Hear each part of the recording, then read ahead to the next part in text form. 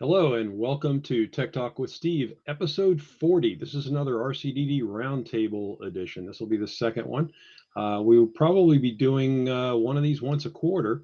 So if you're a fellow RCDD, like my guest that I'm going to have on today, and you'd like to be a guest, have an idea for a topic, reach out to us. We'd be happy to get you engaged and share some information. So today's topic, I've got two guests with me, and we're going to be talking about things that are encountered in the field where you may have to follow up behind somebody else doing a job. There are problems on the job, different things that can impact the success of the installation, and then having to follow up and make sure that you correct those problems. So it'll kind of be a flowing conversation. There's not really going to be an agenda here. We're just going to kind of discuss this in an open forum between the three of us.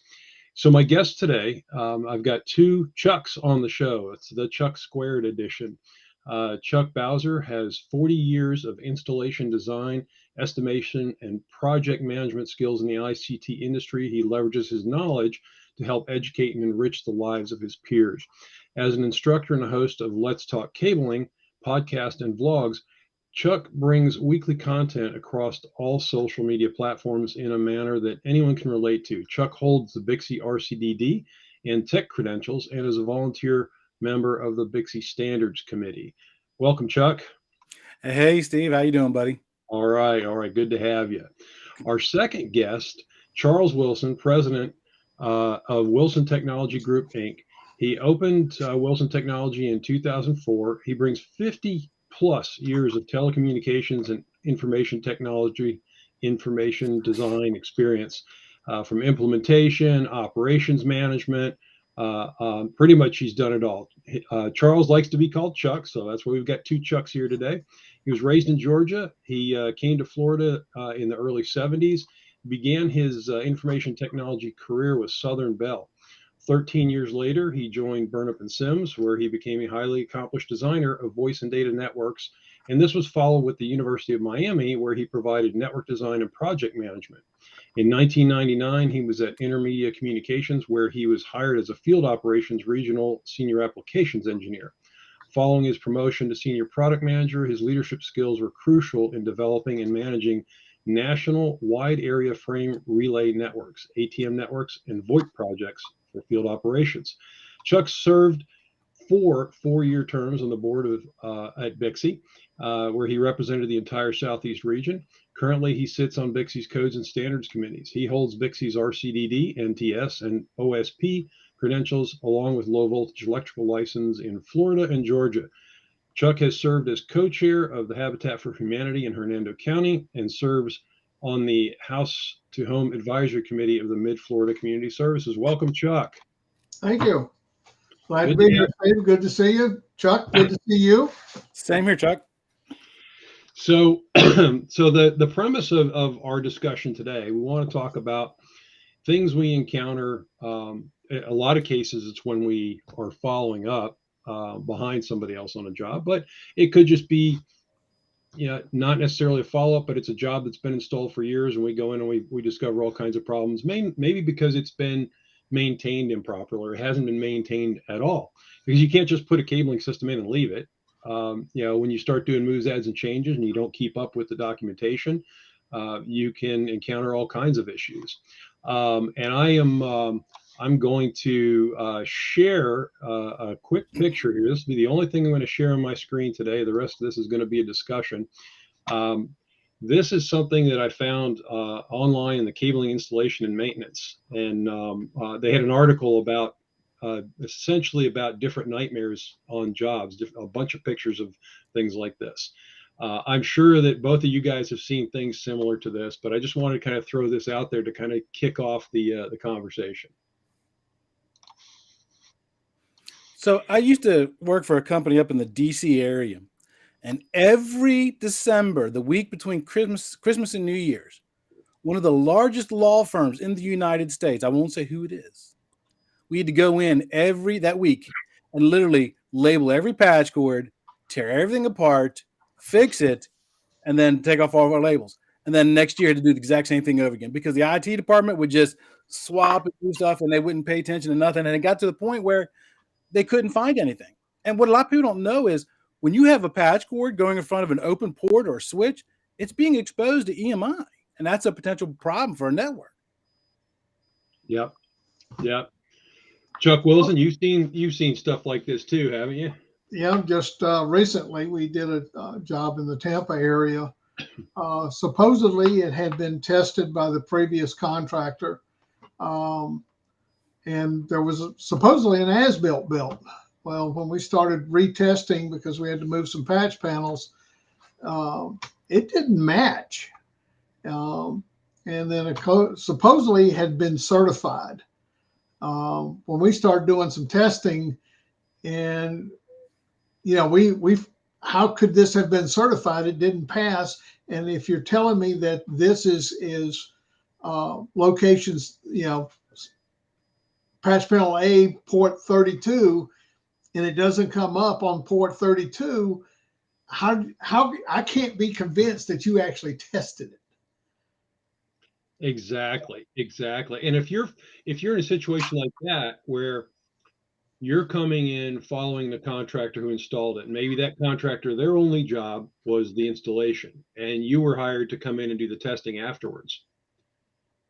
In a situation like that, it's not just that you have to run the test, but when you start finding things, you kind of got to be a little bit of a diplomat with the end customer at that point, right? Because you don't want to poo-poo the contractor who did the install. You don't want to talk bad about him to the customer, but you don't want them to think that feel that they've made a bad decision under previous situations. Just you want to assure them that you're going to help take care of it and make it right. Right. But by the same token, you're also the advocate for the customer too. So if they're doing poor quality work, and if you don't address that early on, yeah, truth is the best medicine, and sometimes it's a hard pill to swallow. It is, but truth will serve you the best in the long run. In your neck of the woods, Steve, I wasn't actually the PM on the job. I was associated with it. It was a large hotel in your neck of the wood, a very well-known one, and they had two buildings. One was one brand, one was a different brand. And when they put out the bid for the work, they awarded one contractor to do the backbone, a different contractor to do the horizontal, and then they awarded us to do the testing. That just seems like a recipe for disaster to me. To have different contractors doing it. To me, it would make sense that you'd have the installer do the testing. And you'd have the same installer do the horizontal and the backbone, because now you get all that finger pointing. Absolutely. I mean, we were finding issues where they were doing 90-degree turns on CC127 clips shot into the ceiling, which meant the cable was at a 90-degree, had the thing in it. The horizontal contractor was mad that they didn't get the whole bid. They took a lighter to the cables right where they came into the telecom room and burnt all the cables. And the only reason we know this is because the guard on the job site caught them doing it. Oh, man. Oh, boy. Man. I don't have an issue when a third party is hired to come in and do quality testing behind, but the contractor doing the installation needs to be doing it from start to finish. He should even be doing his own testing to make sure that what he has put in is correct. Exactly. You can fix things before you turn it over to your customer. In all large installations, I encourage customers, look, bring in a third party and do a percentage test. Do one out of every couple of hundred.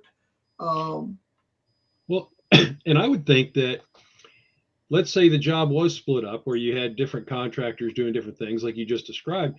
If I'm the installer of the cabling, even if I'm not being paid to do the testing after everything's done, for my own peace of mind, I'd want to perform the same level of certification testing that whoever they hire to do testing is going to do. That way I've documented it.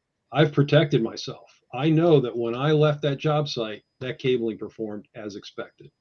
And that just means AEM sells more testers. But you know, to me, it just makes sense that if you're going to put your reputation on the line as an installer, you want to make sure that you confirm when you leave that job site that the cabling is as it should be, and it's ready for the customer to use. And that's a battle I fight on social media every single day, Steve. Because you want to start an argument, ask should you certify your cables, and you'll get some people on there. No, I don't ever certify cable. If they want me to certify, it's going to cost extra. As a professional, you should be certifying each and every cable. Now, whether you sell those results to the end user is a different story, but at minimum, you should be certifying that cable just for your own peace of mind. Because what does it cost to roll a truck to fix something, right? You got to pay the guy to go do it. That guy's supposed to be making revenue somewhere else. And then how do you calculate the loss of customer confidence because something that should have been done during the job wasn't done? Exactly. And you know, testing it just gives you that extra level of protection. And you know, when you can run a dual-ended certification in 6 seconds on Cat 6A, yeah, it's time. It's going to cost you money to do the testing, but you know, it's not a whole lot per run when you think about it. No, and look, you know, technicians are not perfect, but being able to catch your mistakes before you hand it to the customer is crucial, because there's nothing worse than when the customer calls you and says, well, we just started hooking up our network and, you know, a third of the computers aren't coming up. So then you end up having to go back anyway to proof it. If you proofed it before you turn it over, then if there is an issue and you've got to go back for, you've got you feel good about going back in and troubleshooting to clear up something else that may have happened. Because a lot of times furniture movers will damage the outlets. End users don't always plug the patch cords in correctly. So it's having that secure feeling that what you have delivered for the customer is correct. And it's much easier to go to bat for your employees with that feeling than it is to say, well, you know, they've always been known to kind of screw up a little bit here and there. So, well, you know, it's a pure statistics game. The average error rate for human production is 3 to 5%. And that's because we're not robots, right? We're underneath desk, the lights dim, our cell phone's blowing up, the apprentice comes up, is asking you a question. And every time you got to go back to doing what you're doing, you got to kind of refocus yourself, kind of set you back a step. So you can, on a 100 cable job, you can expect 3 to 5 of them being done wrong and having to be fixed. And there's nothing wrong with that because, again, it's human production. And that's what you're just touching on, Chuck. You should be certifying your own stuff. That way, if something comes back, you can say, okay, well, we've certified. We'll be happy to come back out and look at it again.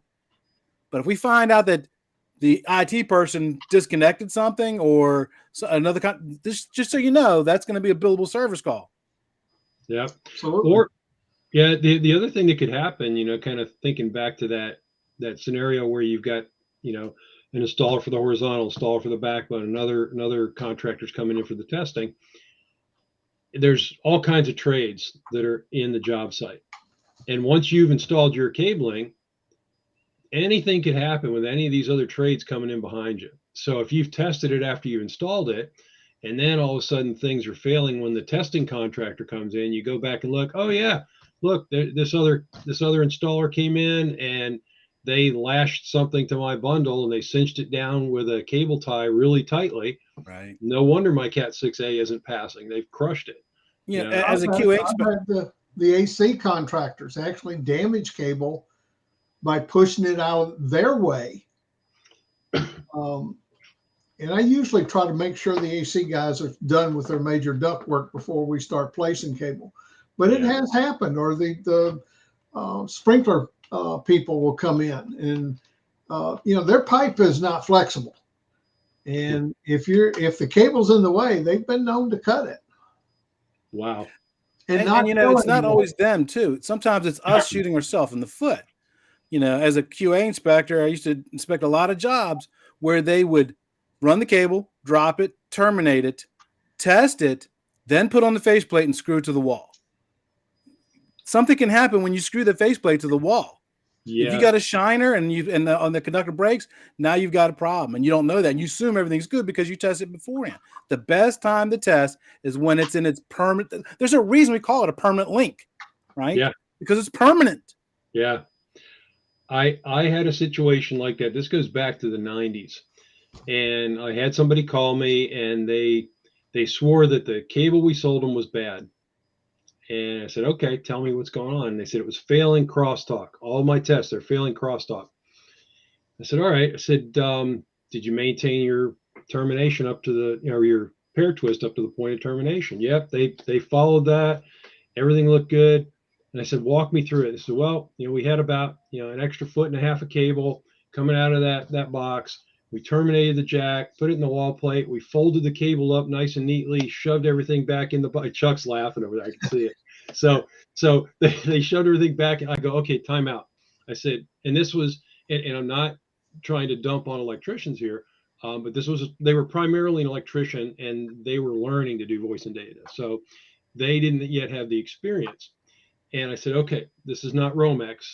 You can't do this. You can't, fold it up, and you shouldn't fold Romex up like that either. But do me a favor, pull it back out, cut excess off, leave just enough so you can get the termination done and get it back into the faceplate. Get the faceplate back onto the box mounted and retest. And I said, call me back and let me know how it goes. So they had like 400 of them to do, and they never called me back. So that gave me my answer right there, because I think they were too embarrassed to call me back. But they understood it, and it was a learning experience for them, I think. One of the best things we can do is be proactive, right? Do your inspection, do 10% inspection of everything you do. So when you're doing cable, when you're pulling the cable, randomly look at 10%. When you're at the terminating phase, randomly test 10% a day, because it could save you from a huge heartache in the long run. I'll give you an example. And this is a project that I ran, so this is squarely on Chuck's shoulders. Did a super huge call center in Memphis, Tennessee. Tested everything, turned it over to the customer. Everything was fine, honky dory.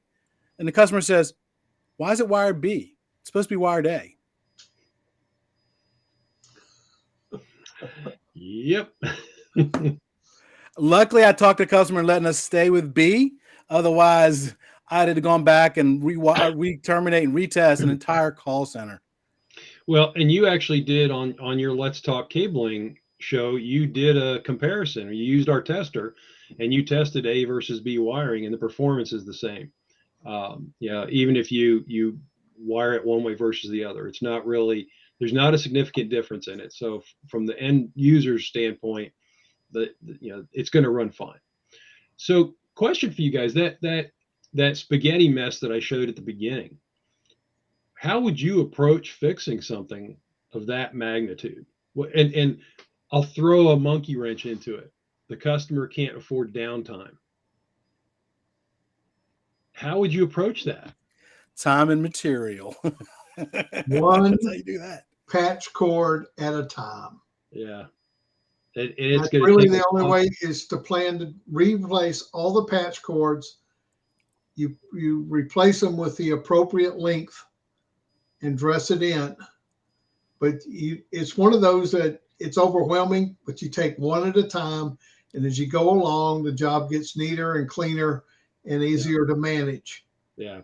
It'd certainly be simpler if they could let you come in over a weekend and just, rip it all out and redo it. But we know that in a lot of cases, that's not how it is. I at the job site, I walked in South Florida at a newspaper down there. Walking into that room, you literally had to push the cable up to walk under it between the racks. They had stuff going back and forth across, and it was a nightmare. And I don't know how they ended up getting all that fixed without any downtime, because most of those companies can't afford downtime.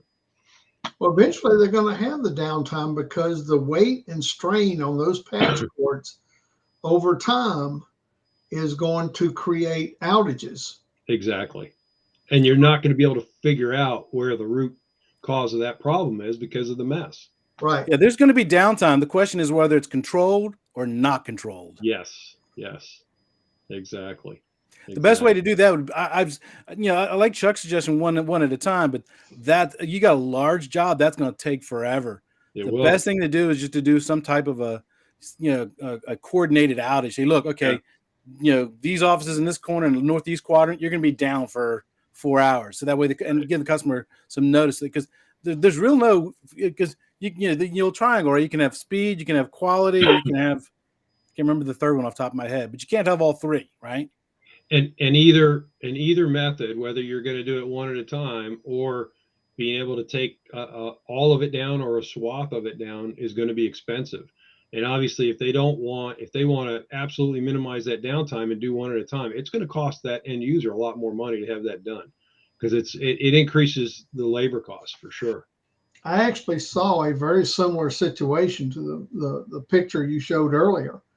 It was in a hospital in their main data center, and I kind of irritated the IT manager, because I told him, I said, look, I said, you've got a situation here that's just waiting to happen. I said, I wouldn't put my life on your network. Now, I didn't get invited back, but he needed to understand that what he was allowing to go on was at some point going to affect their patients. And if the right attorney came in for a wrongful death suit, they would tear them apart. Yeah. Because there's no proper documentation. That is not the way you do a data center. Right. So you're waiting for a bad situation to happen. Yep.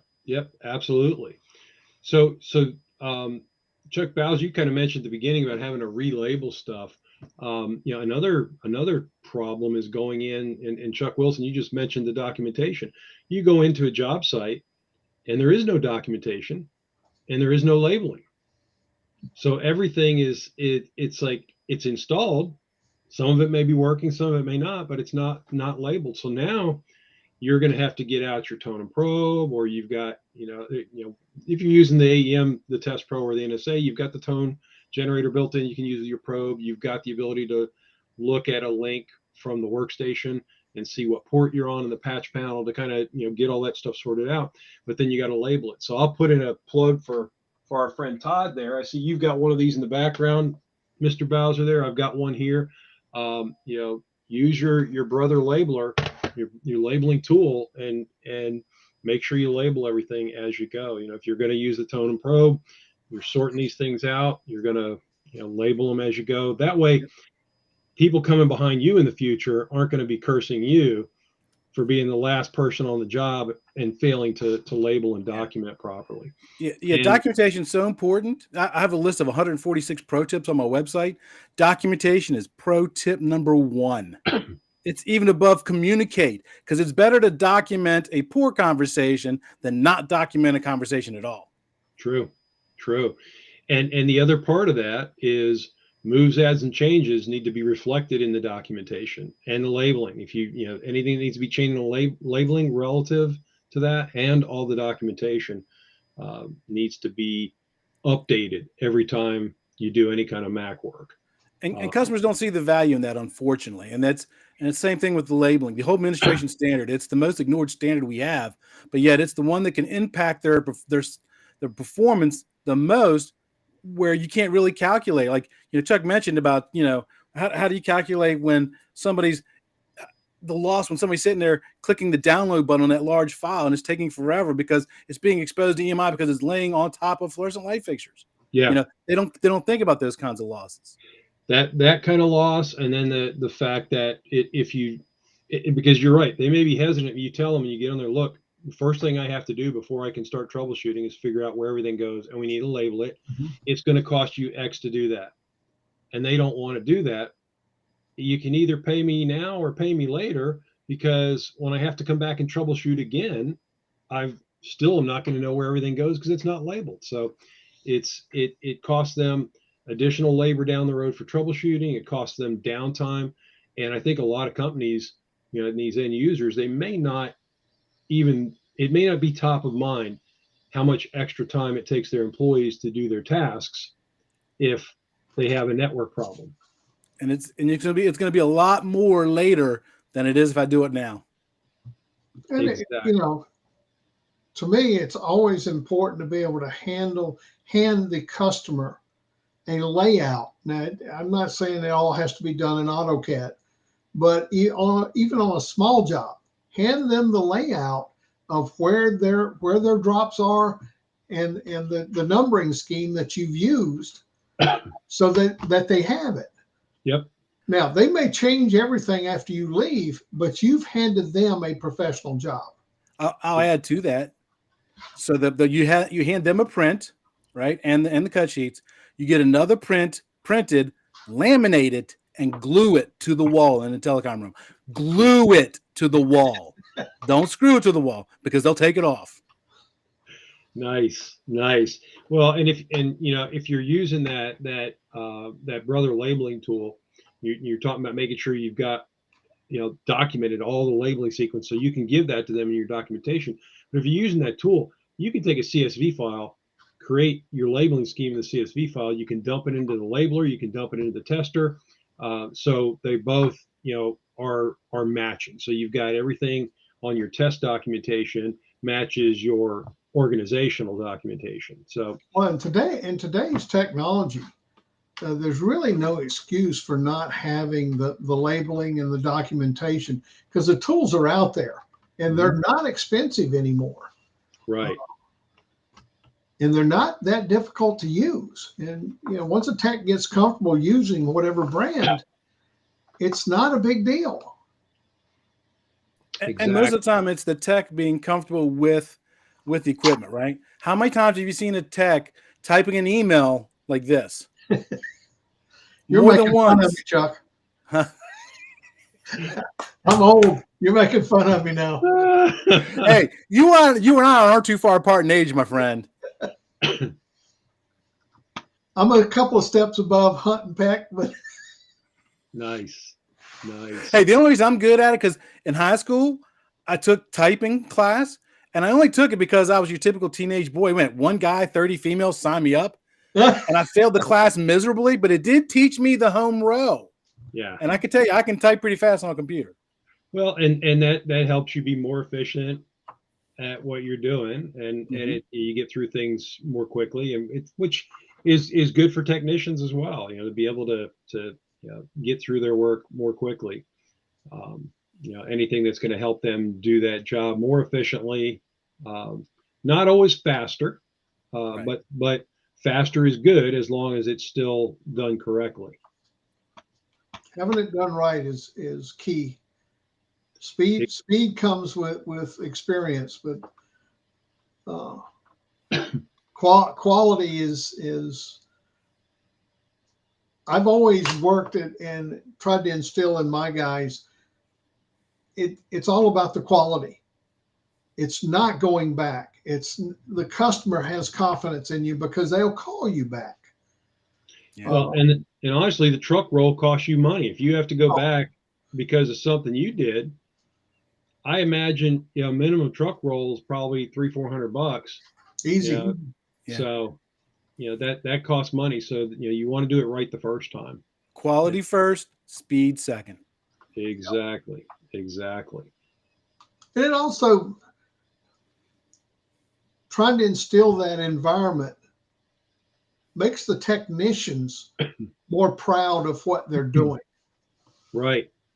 If they realize that as an owner or as the contractor, if you instill that slop is not acceptable, they begin to realize it. They want to do it right. Yeah. If you tolerate slop, then basically the technicians get lazier and lazier and lazier. Well, here's the good news. There are some young installers out there that live by that. Look up Sean Rep. Look up All Green Lights, right? And there's a couple others I can name off the top of my head that are on social media. Those guys are closet artists. Not just, even on my best day, I was only half as good as them. That's how good they dress cables. Nice. Now, Chuck Bowser, nice to see a technician take that sense of pride.